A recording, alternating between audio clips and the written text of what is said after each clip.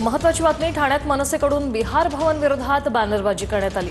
बिहार भवन आणि सरकारी दवाखान्याची अवस्था दाखवणारे बॅनर झळकलेले। याआधी बिहार भवनाला विरोध करणारे बॅनर्स घाटकोपरमध्ये झळकले होते।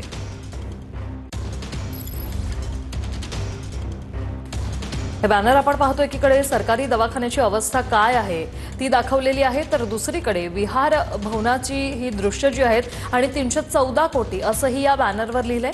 याआधी घाटकोपरमध्ये असे बॅनर झळकले होते, मात्र आता ठाण्यात मनसेकडून ही बॅनरबाजी करण्यात आलेली आहे। आमची घरं कुठे आहेत असं हातात फलक पकडलेले माणसंही या पोस्टरवर दाखवण्यात आली।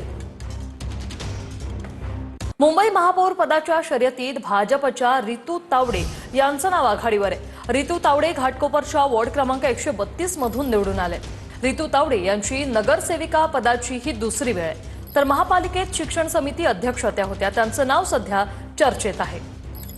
मुंबई महापौर पदाच्या शर्यतीत भाजपच्या रितू तावडे यांचं नाव सध्या आघाडीवर आहे। घाटकोपरच्या वॉर्ड क्रमांक 132 मधून त्या निवडून आल्यात।